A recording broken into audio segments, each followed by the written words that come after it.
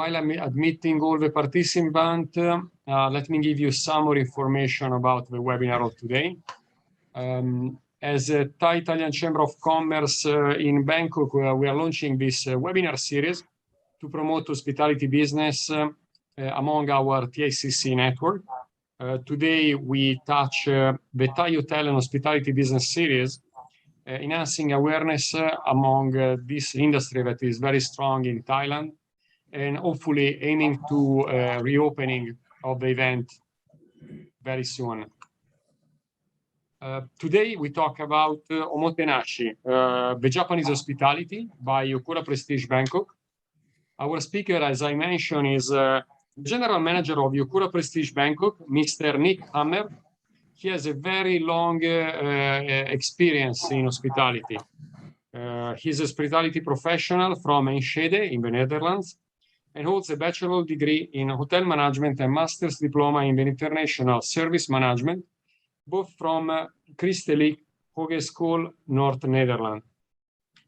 He began his career in the Hotel Grand in 1996, the Westin Grand Hotel and Resort International Property in Amsterdam, and later spent 2 years at Chateau Elan Winery and Resort, a Marriott International Hotel in Brazelton, Georgia in the US. Married with 3 children, multilingual, he joined Okura Prestige Bangkok in 2019 after an experience in the Okura Hotel in Macau, where he held the general manager position for 3 years. And now, let's say, with no much further ado, I will give our virtual stage to Mr. Hammer. Sawadee-kap, buongiorno, and a very good afternoon. Thank you very much for all the friends of the Thai Italian Chamber of Commerce for giving me the opportunity to present the Okura Prestige to you today here in this webinar about our company, our history, our presence here in Thailand, as well as Omotenashi, or Japanese hospitality, that we deliver here in Bangkok. Okura Prestige Bangkok actually was opened in 2012 in May. So next year in May, we're going to be celebrating our 10th anniversary of the hotel. And we are located at the BTS station as part of the Park Ventures Ecoplex. We have a total of 240 guest rooms, out of which 18 suites, which are all located from the 24 floors upwards. So in all of our rooms, you have a stunning view over the skyline of Bangkok. Some of you might have seen, and on this picture now on the screen on the right-hand side, you may see the 25 meters cantilevered infinity pool that is actually anchored to the side of our building, which is quite stunning, and which is still one of the most famous and pleasant places that I like to go in our hotel, having a great view over the city. What we do, I mean, we really tend to be combining the Japanese rich service culture with Thailand's world-famous standards of hospitality. We are a member of Leading Hotels of the World, which is a collaboration of 400 individual top luxury hotels in the world. And as you can see, a couple of the labels that we are carrying, also especially due to the new normal as we are nowadays facing, we are A+ hotel, meaning that we have the highest standards in regards to safety and hygiene. We are currently in the process of becoming an SHA+ hotel, so that soon we also are able to be welcoming tourists coming back to Thailand. We are GBAC authorized. GBAC is an international standard of, again, the highest safety and security measures that we have in place. And we are recognized by TrustYou with the certified trusted cleanliness certificate. So again, if you look at our offerings of our products, we have a lot of food and beverage outlets in our hotel. So first of all, we have a all-day, which is called Up and Above, which is serving international breakfast, lunch, and a la carte choices for dinner. At the same time, we also have a bar, Up and Above bar, which is offering a very interesting Okura afternoon delight tea, which is very famous. So up and above restaurant, up and above bar. Up and above bar is serving afternoon tea. We have a wide variety of combination between Western dishes, Thai dishes, but of course also a wide variety of Japanese dishes. Then on the bottom side, you can see our top branded restaurant, which is called Yamazato. Yamazato is an award-winning restaurant concept, which you can find all across the globe in our Okura hotels. And we are serving traditional Kazeki Ryori, which is Japanese fine cuisine in that restaurant. We've been recognized by Michelin with a Michelin plate. The restaurant offers a main dining hall. We have a very beautiful sushi counter, and we even have 2 teppanyaki counters. So this is certainly a good place to be visiting for a nice lunch or dinner, or eventually even we serve also Japanese breakfast up there. And also we have our Japanese French restaurant, which is called Elements, which is located on the 26th floor. And Elements actually is being rewarded by 1 Michelin star by the guides. Also on the 25th floor, we have the spa, fitness and pool, which is all being managed under the management of the Okura Prestige. And also, if you would ever be hosting any functions, we have a number of function rooms that we have available. I'm just showing a couple of images of those. We have a ballroom, which can be divided into different components. They can host up until 200 people for a sit-down dinner and up until 350 people for a cocktail. Then we also have a number of smaller function rooms as a so-called drawing room, which could be nice for intimate dinners up until 40 people. And lastly, we also have the Sora Room, which is allowing dinners up to 80 people and cocktails up to 100. So all of these function spaces are located on the 2nd and 3rd floor. So basically hotel entrance is on the 1st floor, meeting space is on the 2nd and 3rd floor, and then the hotel lobby is located on the 24th floor. And in between there is office building, as we are part of a mixed-use building. And in regards to the ownership, we do not own the property. So we as Okura, we manage the property, and we are part of Asset Growth Corporation. And if we then again look at Asset Growth Corporation, that belongs to the TICC group. And I think most of you around this audience may know the Thai Charoen Corporation Group as being one of the largest Thai collaborations that has been established in the 1960s by Kun Charoen, and which is present in a number of different kinds of businesses, from food and beverage, industrial, trading business, finance and insurance, as well as property and real estate. And down here you can see the various components of the company. So you have BJC, which you might know as one of the brands being Big C Supermarkets. Then of course Thai Beverages, which you know from Beer Chang. Then TCC Assets, they own and manage multiple buildings inside the city and also outside of throughout the country of Thailand. Southeast Insurance, and then again Asset Growth Corporation. And Asset Growth Corporation is also the mother company to which this hotel belongs. And it's an integrated lifestyle real estate group that is really the leading hospitality company currently in Thailand, with a total of 18 hotels, 9 retail properties, 4 commercial buildings, and 1 wholesale property. And again, if we look at who are we as Okura? We actually are, officially our company is called Okura Nico Hotel Management. And this basically says all about what we do. So we are a hotel management group. So that means that we have a number of hotels. We are not as big as Marriott, we are not as big as Hilton, but again, we are I would say, medium-sized hotel company. And we run about 74 hotels globally. And we do that in 3 different brands. So we have Okura Hotels, we have Nico Hotels International, and we have Hotel Gel City. Out of these 74 hotels, about 13 hotels are owned by the group. So for instance, our flagship hotel is located in Tokyo, which is 100% owned by the group. Also in Amsterdam, we have an Okura hotel, which actually celebrated its 50th anniversary last week, which is also 100% owned by the group. But again, the vast majority of our hotels are managed. So that means that we are working with a local owning company. Like in this particular case, we are working with AWC or Asset World Corporation. If again, we go a little bit back to who we are, you know, Okura was basically founded by Baron Okura. And Baron Okura initially had the dream of building a hotel back in the late 1900s, whereas he really wanted to build a hotel that was going to be welcoming international guests that could experience the beauty of the culture of Japan. So it finally took up until 1962, when the first Okura hotel was actually opened in Tokyo. And it was really his dream that we would be giving away the Japanese service spirit, the Japanese rich culture, to make that experience not only to Japanese, but to make that something globally.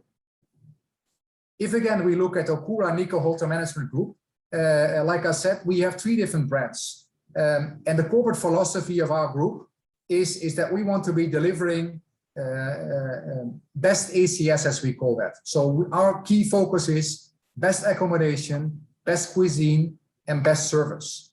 And that mentality you will see across all of the Okura hotels that you will find not only in Asia, but also in Europe and in the Americas. So we have really built up a network, a global network of high quality hotels, international hotels, that really focus on delivering delicate beauty and the subtitleness of the Japanese culture, combining that with Western convenience and functionality. And food and beverage, so restaurants, is a very important part of our business. So wherever we are located, we always want to make sure that we have a wide variety of restaurant opportunities that we can offer to our guests. As you can see, if we talk about the Okura brand, we have 23 Okuras in the world. And if you look at Okura, we also have a couple of different labels that we operate. So you can see Hotel Okura, the Okura Prestige, and the Okura Heritage. So if first of all, we would look at Hotel Okura, which is a so-called timeless concept, whereas harmony, wa, is very important. It has a lot of attention for detail, and to name a few, Amsterdam, Shanghai, Macau, and soon also Manila are operated under the Hotel Okura label. Then here in Bangkok, we run the Okura Prestige, which is a new label, which Bangkok was the first to be opened in 2012. So it's a more metropolitan concept, which is combining international Japanese elegance in a modern and sophisticated setting. So we've opened Bangkok at first in 2012. And meanwhile, we have also an Okura Prestige in Taipei as well as in Tokyo. And the last label that we operate is the so-called Okura Heritage. And Okura Heritage is a historical icon, a place that really is embedding into the culture.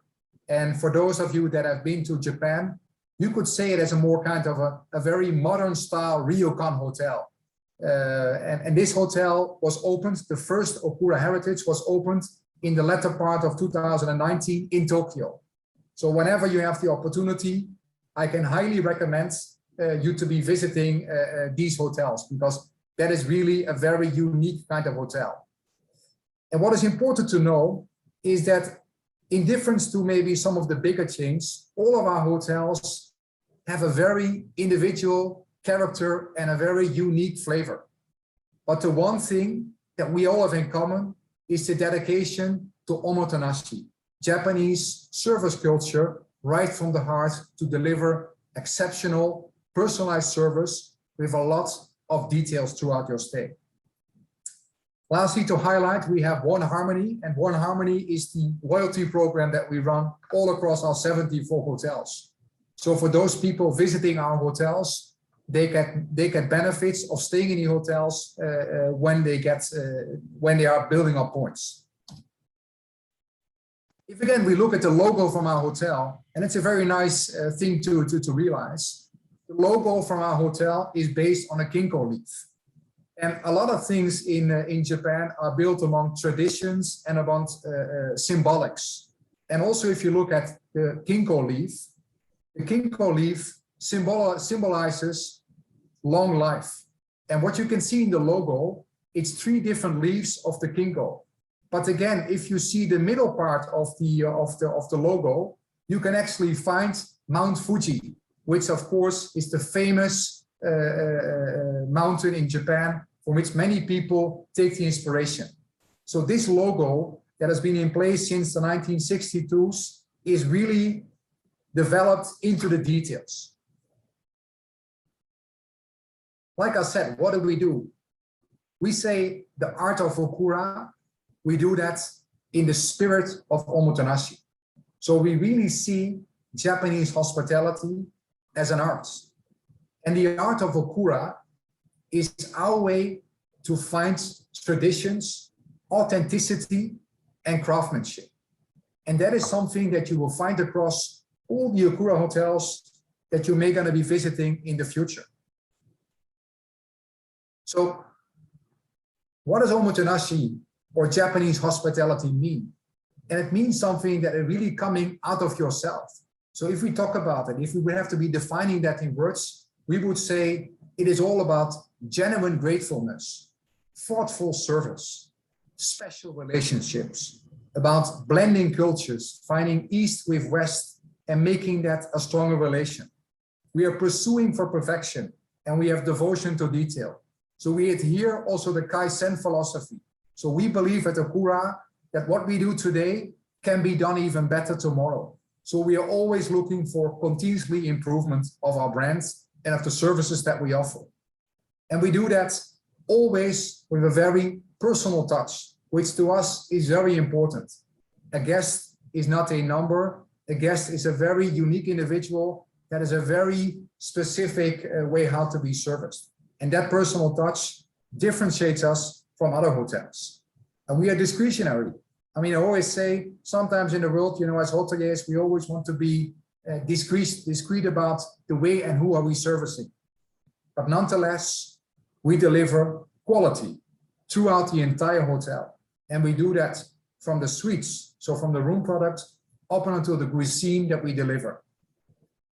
We do the small things with love and with sincerity.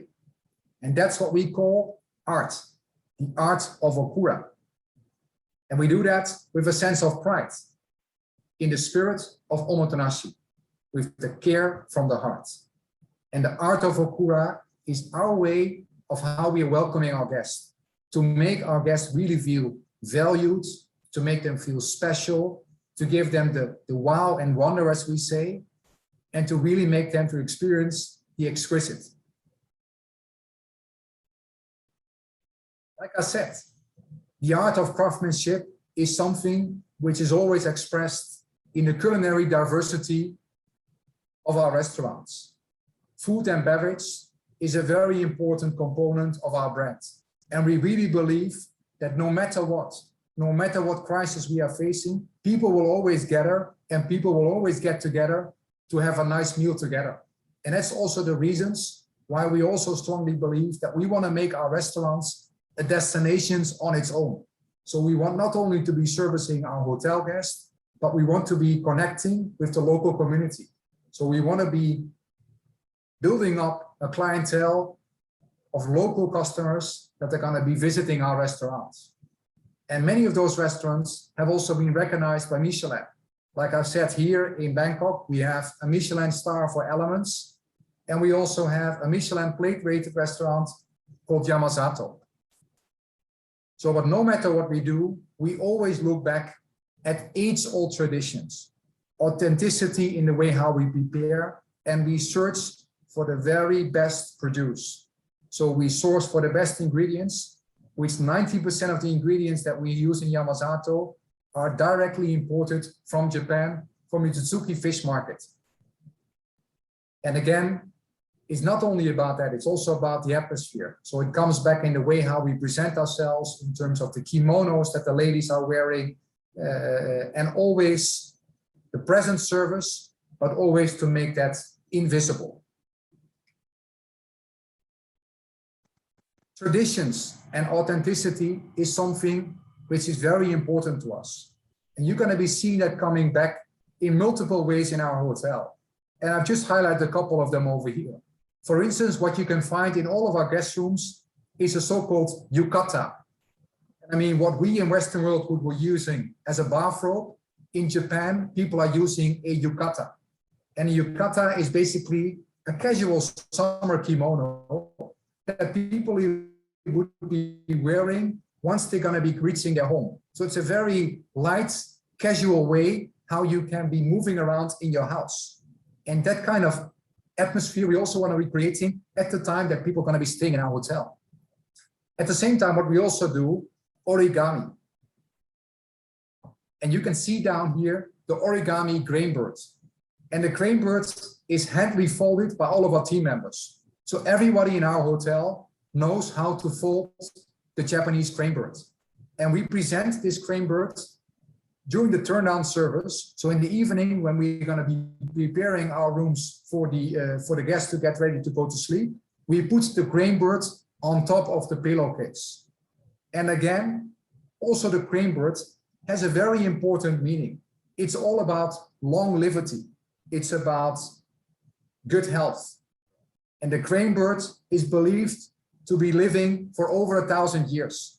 So it has a very important meaning in regards to good fortune and longevity. Also in regards to floral arrangements that you're going to be finding in our hotel. As you can see on the bottom part down here, we use ikebana, as they call that. So ikebana is the Japanese way of arranging flowers. And I mean, some people would say it is somewhat minimalistic, and in a certain extent, Japanese would be like less is more. So it's all about finding the perfect flower and to be delicately selecting those to have a very genuine, beautiful flower arrangement. Also in regards to sharing culture, we organize a lot of activities. So we bring culture from Japan to the countries that we represented at. So for instance, in April this year, we were planning to be launching the Japanese fair. And regretfully, we had to postpone that because of the outbreak of COVID. But this Japanese fair is purely built about traditions and authenticity. And we are bringing along masters to the country. So we are bringing a sake master who's going to be doing the ultimate pairing of your food with refined sakes. We have a traditional tea ceremony.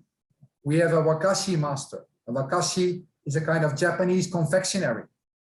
And like I said, this kind of event is going to be coming back at the time that we are able to operate again.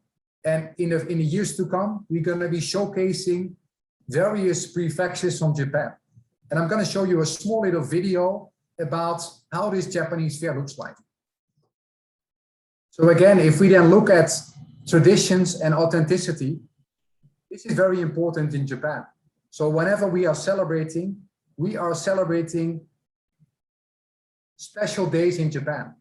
And down here, you can see a couple of those. For instance, Girls' Day, a very traditional day, which is celebrated on the 3rd of March every year, which is going to be coming back in all of our hotel. On the 5th of May, Japanese are celebrating Boys' Day, or Tango no Seku. At the same time, they organize in July the Tanabata Festival, in which they're going to be celebrating the start of the summer. On the 1st of January every year, we organize Mochizuki, or the rice ponding ceremony.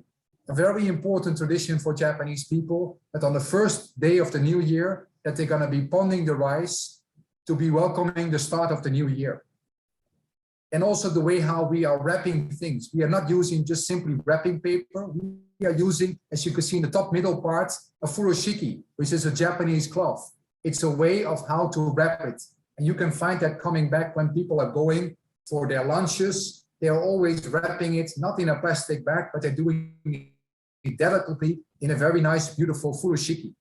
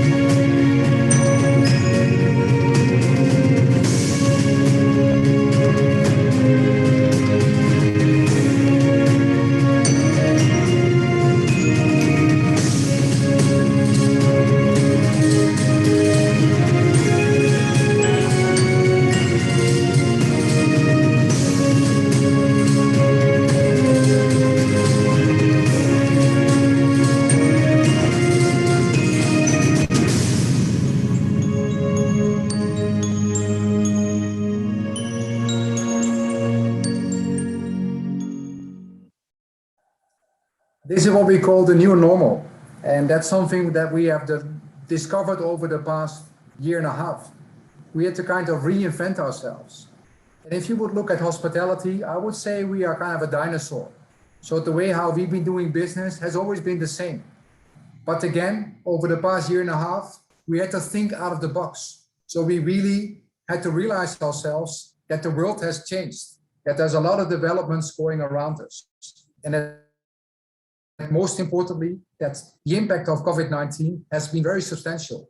And some elements of that are going to be for good. They're going to be changing our business ever since. So hygiene and safety have become evident.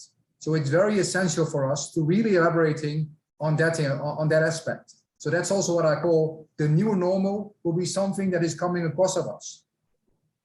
At the same time, we've also been looking into new markets. So before that we went into COVID, we didn't really particularly focus on the domestic market. But now over the past year and a half, we've actually met with new customers. So we have met new guests. We are now servicing the domestic markets. So we are offering special packages. So people can be experiencing Omotenashi delight. We have F&B indulgence packages. And we have nowadays what we call not work from home, but we also do work from hotel. So we offer all kinds of products that are allowing people to still get experience hospitality, but at the same time also adapting ourselves to the new normal. We have gone into collaborations with, for instance, TICC to be allowing ourselves to be reaching a new audience, a new target. Also in regards to takeout and delivery, with the restaurants being closed a long time, we of course had to be reinventing and looking at new opportunities, how we can develop new businesses. So we've been developing a wide variety of takeout and delivery options. And we do that in a yatai style. Yatai is a little bit more like a Japanese street type food, which you can also find in izakaya joints back in Japan. So relatively affordable dishes, but very tasteful, yet to be presented. So here are a couple of the channels that we've been using to kind of promote and to deliver and to service the new businesses that we have. Because again, we really need to realize that the world, not only because of COVID, but the way how people look at it has really changed. And also our business, we need to make sure that we are ready for that. Nowadays, people have so much access in regards to IT, in regards to data. There's an increasing competition worldwide. We have Generation Z, Generation Y. Sustainability is becoming more and more important. And at the same time, guests is really changing its expectations. And it's up to us to make sure that we are living up to this expectation and that we are delivering this unique Japanese hospitality, as we call Omotenashi. Again, the most important part for those that have not yet visited, I can tell you a lot of things about Okura, but the best way is to just come and experience it yourself. So whenever questions you may have, I've listed down my email, niek.hammer@okurabangkok.com. Whenever you want to make a visit, please drop me a note. The team and I would be very delighted to be welcoming you and to make you experience Japanese hospitality while being in Bangkok. Thank you. Thank you very much, Mr. Hammer, for this extensive and insightful presentation of the heritage of Okura. It's very, very interesting to see how you deliver also this message of traditional Japanese hospitality all over the world, especially right now for us located in Thailand. And also, I would like to invite some people from the public today, if you want to address Mr. Hammer, please do so now. We have about 15 minutes of time for a Q&A with him. And okay, we have already one question popping up in the chat. Very nice presentation, thank you. A question. Do you work with local, international DMCs that promote domestic market as well? Yes, we do. We do indeed also work with both local as well as international DMCs to promote that market. Yes, we do. Okay, thank you. Something that you mentioned in the partially the conclusion of your presentation about adapting to a new normal. What do you forecast some challenges before, for example, before the beginning of the webinar, where we were exchanging some information. We saw, for example, that Europe looks like be back to a normal activity after this COVID pandemic and the vaccination campaign.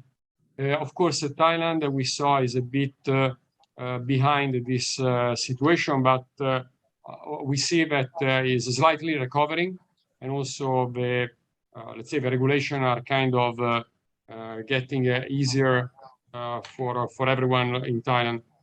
What do you think about the new strategy to either way welcome foreigner and implementing new activities for the locals for the Okura Bangkok?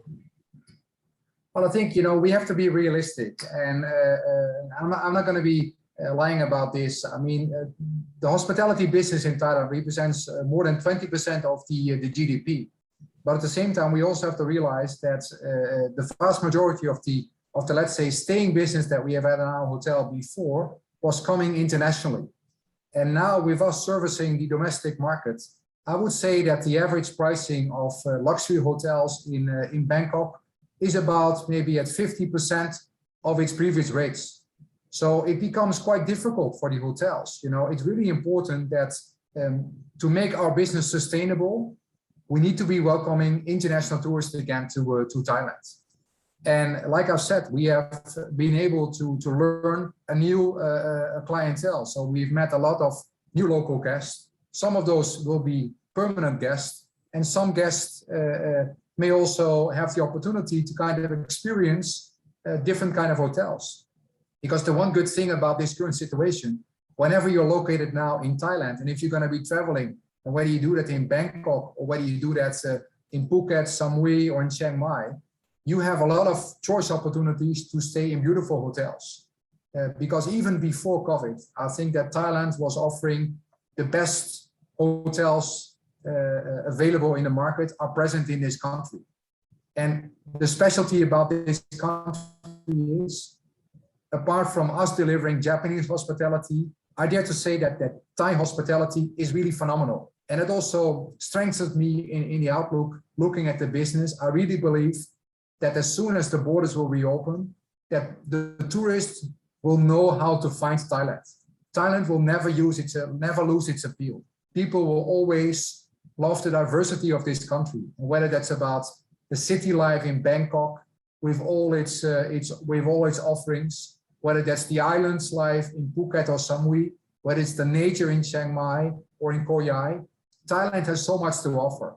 So whenever the time is there, Thailand is ready to welcome the guests. And I can clearly see that, of course, yes, we are currently having some challenges in getting the vaccination on. But our hotel, our staff is already 95% of my team has been fully vaccinated already.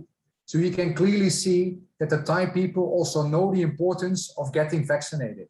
And I'm really confident that soon in the next few months, we see further easing of the restrictions and that we can build up Thailand again to make that a world-class destination.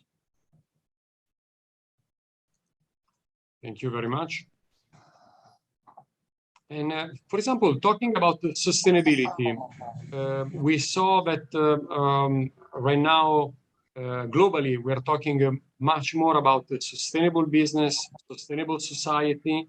We also kind of witness that Japan, as a nation, as a country, has already implemented several activities in sustainable society. What do you see in this topic? Any upcoming activities or action related to the hospitality business in sustainability? Well, I'm happy to see that also in Thailand, there's a number of initiatives coming up in regards to sustainable travel. And I think we as hotels, we also have to realize that we are also a part of this planet, and we also need to be taking our responsibility. So we can also see, and whether we would even like that or not like that, you can also see that if I would look at my corporate accounts, so people that are booking their corporate staff to be traveling globally, nowadays we have to submit so many information. So the carbon footprint is not only important to us anymore, but also the guests visiting are going to be selecting staying in certain hotels because of the way how they're treating the planet. So sustainability becomes something very important. So we always try to find that balance of whatever we can source and find locally, that we also are buying that locally. And at the same time, if you talk about single-use plastics, we are in the process of further eliminating those throughout our hotels. We are now also studying to see what can we, for instance, do in regards to bathrooms, about individual shampoo bottles, and changing that to disposable dispensers. And I think these kind of initiatives are very important, that we really need to see how can we select products, items that are sustainable, and that we as hotel also take our responsibility in that. So yes, there's a lot of developments going on that side, from single-use items up until energy conservation, energy saving, looking into solar systems, reusing of flushing waters of toilets. So there's a number of items that we have implemented or that we are in the process of implementing in the very near future. Thank you for sharing your vision and also the strategy that already are implemented by Okura already. We have another question in the chat, and how would you assess the hotel in terms of accessibility? I mean, and how would you define accessibility in terms of in the literal extent, or in terms of which groups are we targeting? I don't know if Mr. Simone can hear, or you would like to develop a bit more of a question for Mr. Hammer. In terms of accessibility. I see the point. Thank you, Simone. Thank you for your elaboration. Point taken. I think we are pretty good set in terms of accessibility to disabled people.